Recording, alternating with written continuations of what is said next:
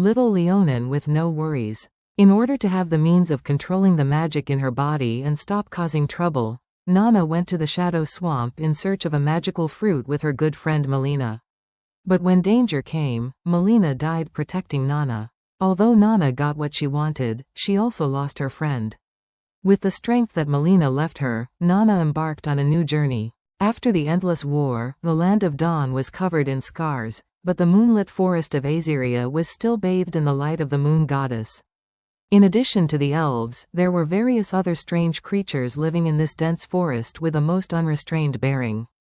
There were very few disputes. Leonins were the most peculiar race in this forest.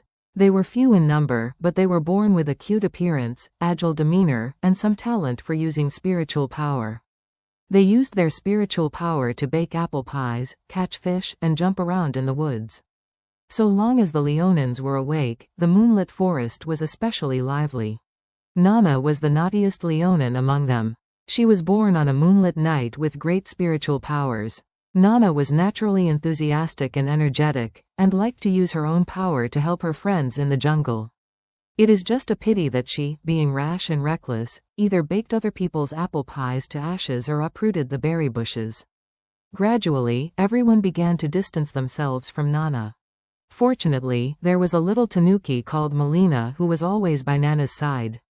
Melina was a small tanuki living on the edge of the moonlit forest. She had no father, no mother, and no friends. She lived alone ever since she could remember.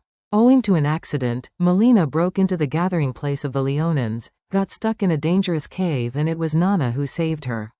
Since then, Melina always liked to pester Nana. But Nana didn't like being with Melina all day long. She felt that Melina, who only had ability to change, was too weak, and given that Nana always liked to make trouble, felt like Melina shouldn't always be by her side.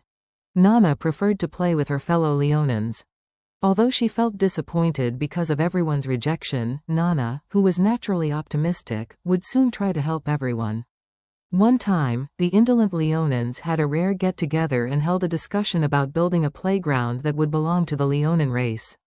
For the Leonins, this was a rare, serious event, and Nana also enthusiastically participated in it.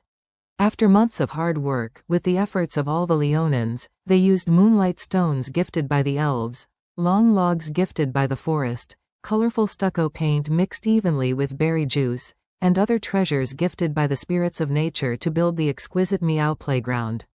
It had a cat climbing frame, fish catching pond, dessert room, big trampoline, everything. On the day it was built, to celebrate, the Leonins took out some old and dusty fruit wine, baked hundreds of apple pies and grilled sea bass, and drank in the garden of Meow playground. Nana liked this kind of event the most. She jumped around happily, picking up the fruit wine and slurping it. She drank so happily. When the moonlight came, the drunken Nana jumped onto the stage. She wanted to use her spiritual power to bake more apple pie for everyone to celebrate. But when she started to cast her spell, the power in her hands began to lose control, and a hurricane set off, blowing the Meow playground into such disarray that it completely lost its original appearance. Seeing that the whole race's efforts were ruined by her own mistake, Nana felt guilty and frightened. Before everyone woke up, she quietly left her fellow Leonins without taking anything with her, wanting to find a way to control her power so that she could come back and help everyone build a more fun paradise. Nana walked all the way to the west, her path filled with strange creatures.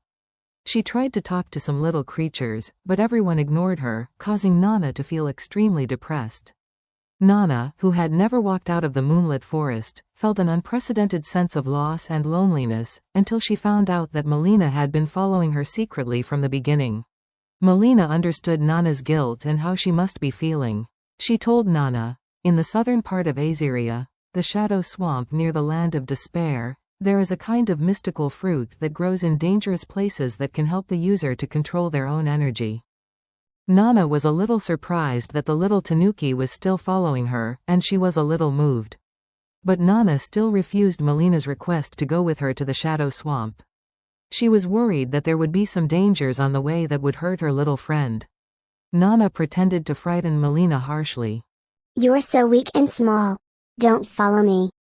But shortly after she left, Melina caught up and stubbornly refused to leave. Nana discovered for the first time that the weak and small Tanuki was also persistent. She was happy inside, but on the surface she accepted Melina's company with reluctance. The two passed through numerous obstacles and finally reached the shadow swamp. In the depths of the cave, they found the magical fruit they'd been looking for. Nana happily went to get the fruit, but did not notice the gradually approaching danger. Near the land of despair, there lived many monsters corroded by the abyss. The pure nature of Nana made this pitch-black and ugly creature lick its chops and open its fiercely looking mouth. Melina by her side noticed the danger. Seeing her good friend Nana was about to pick the fruit, she yelled and put to use the power of transformation that would only work from time to time. Melina became Nana's likeness and stood in front of the defenseless Nana. As weak as I am, I can still protect my friend. Nana, who had gotten the fruit, was stunned by everything that had happened in front of her. With the help of the fruit, Nana sent a powerful force to repel the monster, but Melina was also dying. Nana cried and shared her spiritual power with Melina, but it was no use. Finally, Melina grabbed Nana's hand and shared her transformation power with Nana, hoping that she would be with her only friend forever. Stay happy forever. It turned out that learning control was only the beginning of her growth. Nana continued on the road with Melina's blessing and entrustment. Those who have never forgotten will always survive in another way. Those who have never forgotten their hometown will always return to their hometown.